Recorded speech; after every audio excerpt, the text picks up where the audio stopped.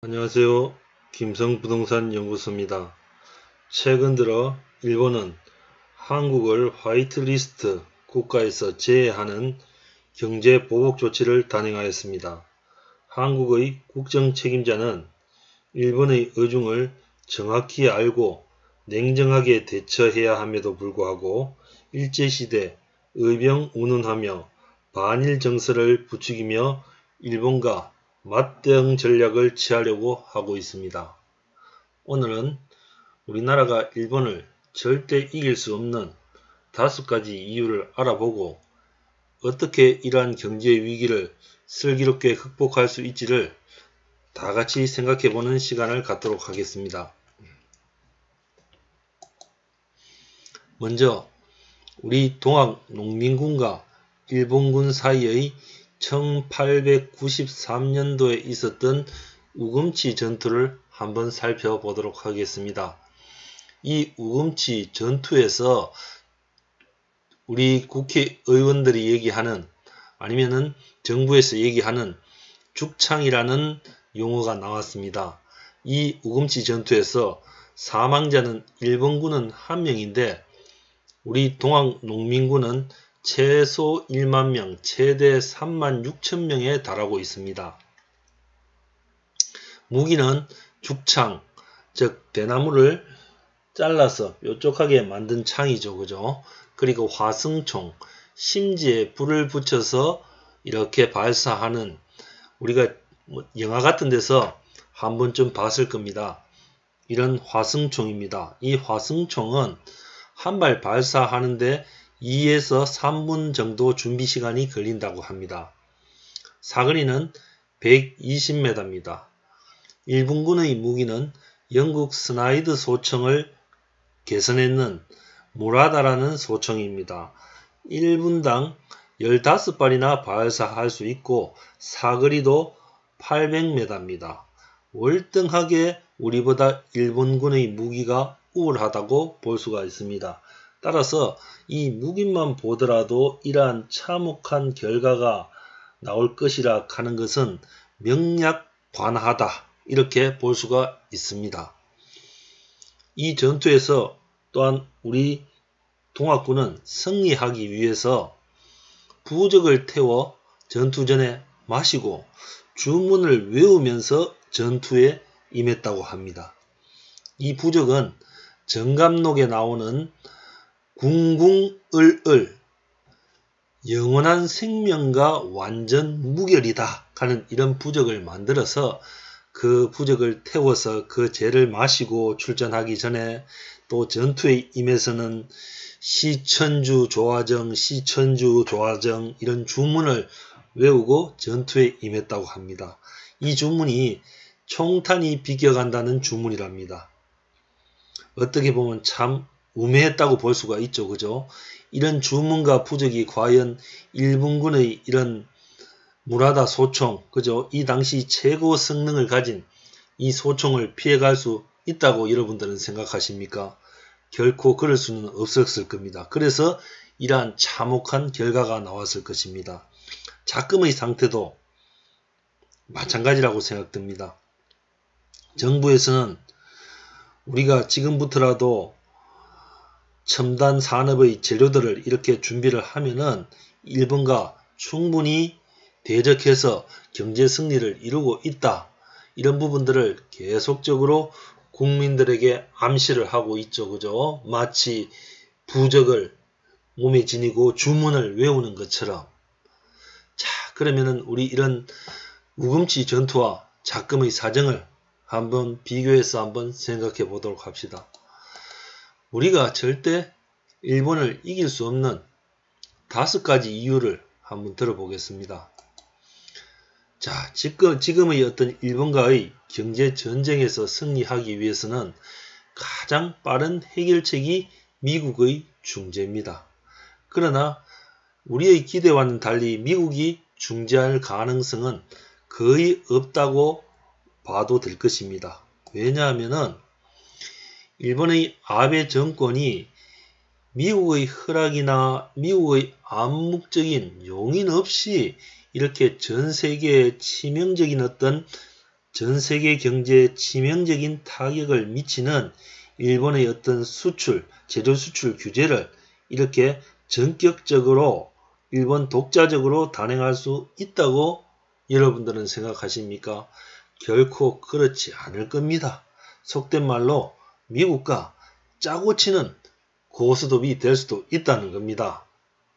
따라서 첫 번째 이유는 미국의 중재 가능성이 없기 때문에 이러한 경제 전쟁은 장기적으로 이루어질 수밖에 없다는 말씀을 드리고 싶습니다.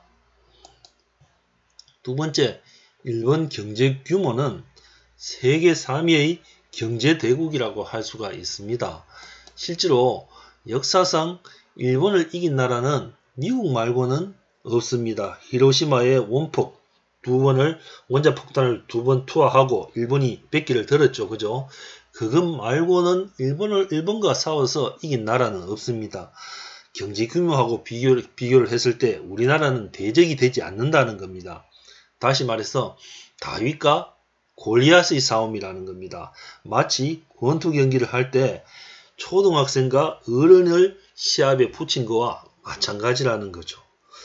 따라서 이러한 경제 규모와 경제력의 차이 때문에 우리가 절대 일본의 어떤 경제 보복 조치에 맞대응해서 우리가 승리할 수는 없다는 겁니다. 세 번째, 문재인 정부, 현 정부가 과연 이 일본과의 경제 전쟁에서 이길 의지가 있느냐를 한번 생각해 볼 필요가 있다는 겁니다. 혹시 다른 목적이 존재하진 않을까요? 지금 우리 경제는 아주 위기상황이라고 말씀드릴 수가 있습니다. 중국과 일본의 무역전쟁 뿐만 아니라 북핵의 어떤 위협, 다음에 자영업의 폭망, 이런 모든 것들을 살펴봤을 때 거의 경제가 지금 최고의 위기점에 도달했다고 할 수가 있는데, 내년에 지금 우리는 총선을 앞두고 있죠. 그럼 현 정부에서 이러한 경제 상황을 가지고 과연 총선에서 승리할 수 있을까? 결코 쉽지 않을 겁니다.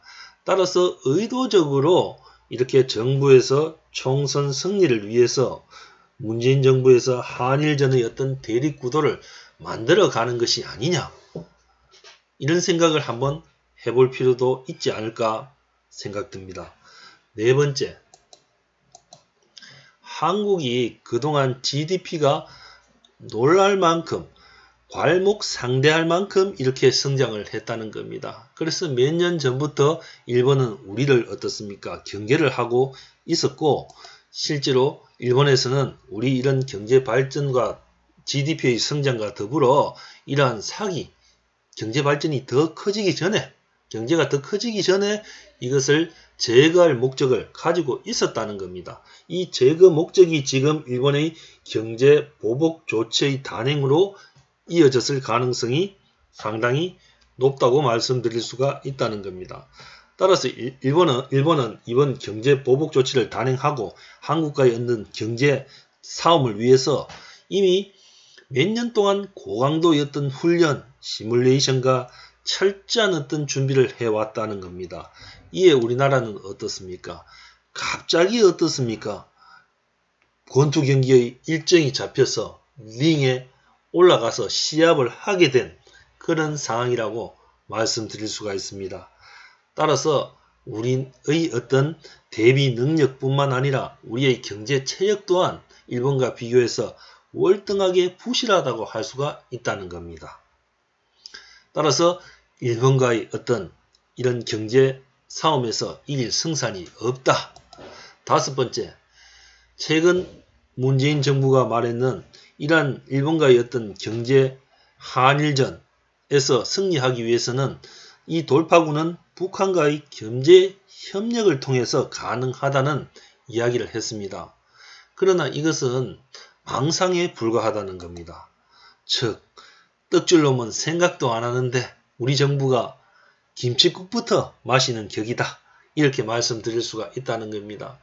최근 들어서도 계속적으로 어떻습니까? 미사일을 발사하고 지금 어떻습니까?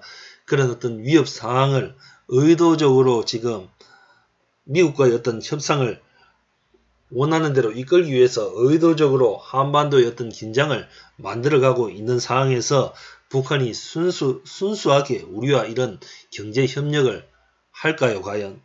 결코 쉽지 않을 것이라고 말씀드릴 수가 있습니다. 따라서 우리의 전략은 이러한 일본과의 전쟁에서 이기려 하지 말고 버티는 전략, 즉 어느 정도 경제 체력이 만들어질 때까지, 다시 말해서 권투 경기를 할 때 아이가 어른과 같은 어떤 체급으로 성장할 때까지 버틸 때까지 버티면서 전략적으로 우리가 생존을 할 수 있는 길을 모색해 보는 것이 하나의 전략이라고 말씀드릴 수 있습니다. 다시 말해서 이길 수 없는 전쟁은 하지 말자는 겁니다. 백전백승을 하는 장수에게 그 이유를 물으니까 그 장수는 이렇게 얘기를 했다죠. 나는 이기는 전쟁만 하기 때문에 백전백승을 한다. 자, 우리가 한번 생각해 볼 필요가 있다는 겁니다. 따라서 우리 경영학에서 말하는 컨틴전시 티어리, 상황 접합 이론이라는 것이 있습니다. 즉, 지금 우리가 일본과의 경제 전쟁에서 승리할 수 있는 가장 성숙된 어떤 상황이 만들어질 때까지 우리가 참고 인내하고, 그러한 상황이 도래했을 때 그 상황에 맞추어서 우리가 어떤 전략을 구사했을 때 우리가 생존할 수 있다고 말씀드릴 수가 있다는 거죠. 이 상황은 환경을 얘기하는 겁니다. 이 환경은 우리가 의도적으로 무르익게 조성할 수도 있고, 아니면 시간의 흐름에 따라 예기치 않게 자연적으로 이런 환경이 조성되어질 수도 있다는 거죠. 삼국지에 보면은 제갈공명이 화공을 쓰려고 배를 탔습니다. 그런데 바람이 반대 방향에서 이렇게 불어오니까 제갈공명은 재단을 만들어서 바람의 방향이 바뀔 때까지 계속적으로 어떻습니까? 제사를 지내죠. 그죠? 그러면 결국에는 바람의 방향이 바뀌고 난 뒤에 이 화공으로서 어떻습니까? 승리를 이끌어내죠. 그러면은 이런 컨틴전시 티어리라 하는 것은 지금 우리가 섣불리 일본과의 어떤 맞대응 전략을 써서 과연 승리할 수 있을까 하는 부분을 다시 한번 생각해 볼 필요가 있다는 겁니다. 그럼 어제 우리가 일본에 대한 어떤 보복 조치로 우리도 일본을 화이트리스트 국가에서 제외하려고 했는데, 마침 일본이 삼성에게만 재료 수출을 허가를 했죠. 그죠? 따라서 우리는 이렇게 일본을 맞대응해서 화이트리스트 국가에서 어떻습니까? 제외를 시키지 않고 폐석탄 수입 부분에 대해서 좀 더 엄격하게 관리하겠다 하는 어떤 그런 전략을 구사했는 것은 상당히 합리적이고 또 상황과 일치하는 그런 바람직한 전략이라고 말씀드릴 수가 있습니다. 자, 끝으로 본인이 좋아하는 박일환 시인의 지는사움이라는 시를 낭송해 드리고 본 방송을 마치도록 하겠습니다. 꽃을 던져라. 저들은 곤봉과 방패로 중무장했다. 꽃을 던져라. 저들은 돈으로 시장과 정보를 독점했다. 그러니 꽃을 던져라. 화염병과 사제폭탄 대신 꽃을 던지며 춤을 춰라. 되도록이면 우아한 격렬함으로 밤이 새도록 꽃을 던지며 춤을 춰라. 100번 싸워 100번 지는 싸움. 그러니 싸워 이기려 하지 마라.